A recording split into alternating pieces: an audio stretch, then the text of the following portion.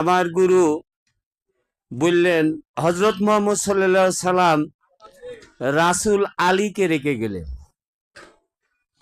এখন আলীর পরে কে আসছে? আবুল ফজর। তারপরে কে আসছে? হাসান বসরি। এইভাবে সিলসিলা বরাবর এ পর্যন্ত আমরা কুরআন মাফিক আমার গুরু মাওলানা হাসিবুল হক আল চিশতি আমরা মনে করি কুরআন মাফিক বর্তমান তিনি রাসূল। কারণ রাসূল এই জন্য মানছি, আল্লাহ পাক বলছে রাসূলের আনুগত্য করো। আল্লাহ যখন নিজে বলছে তাহলে আনুগত্য তো করতে হবে। তাহলে একজন তো রাসূলের দরকার। সেই রাসূলটা কে? আমি আমার মনের থেকে অন্তর থেকে কুরআন মাফিক আমার গুরুকে রাসূল মেনে নিয়ে ওনার আনুগত্য করছি। আর একটা কথা, আদম রাসূল যদি এখন বর্তমান না থাকে, রাসূল যদি না থাকে, তো ওই আদম সিজদাটা কোথায় করব? সূরা বাকারা 34 নম্বর আয়াত, যে আদমের দিকে সিজদা করো। এখন এই সিজদাটা রাসূল যদি না থাকে, সিজদাও করা যাচ্ছে না, এক সিজদায় সালাতও আদায় হচ্ছে না। হচ্ছে নাকি? আমরা যারা এখানে আছি সবাই রাসূল বিশ্বাস করে এক সিজদায় সালাত আদায় করছি। কারণ আল্লাহ পাক বলছে আমি যা নাজিল করিয়াছি তাহা বিহীন যারা দিনের বিধান ফয়সালা দেয় কাফের জালেম ফাসিক। সূরা মাইদার 44, 45, 47 নম্বর আয়াত।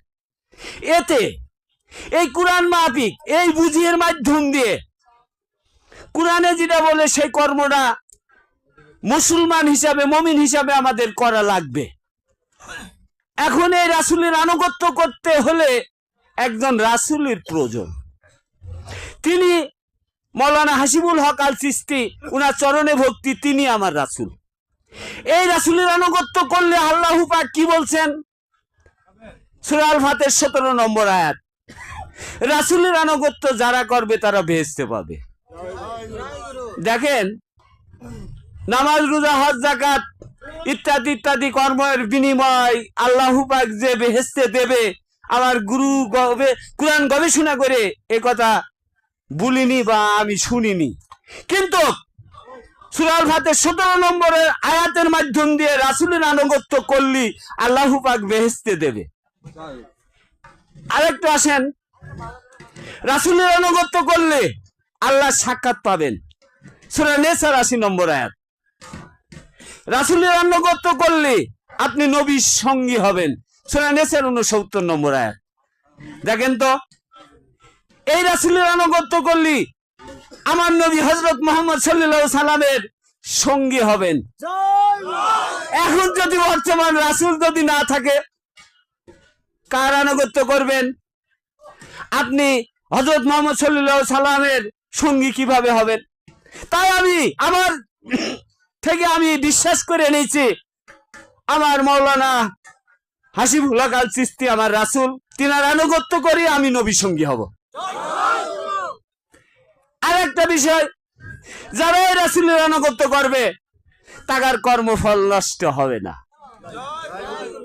নামাজ, রোজা, ইবাদত বন্দেগী করে করে যে একটা ফল হয়, যারা রাসূলের আনুগত্য করছে না সেই ফলটা খালি নষ্ট হয়ে গেল, পচে গেল, সেই ফলটা কোনো কাজে আসছে না।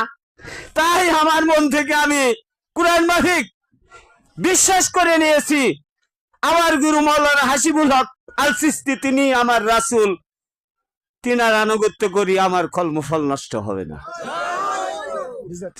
সূরা হুজরাতের 14 নম্বর আয়াত। তো জয় গুরু।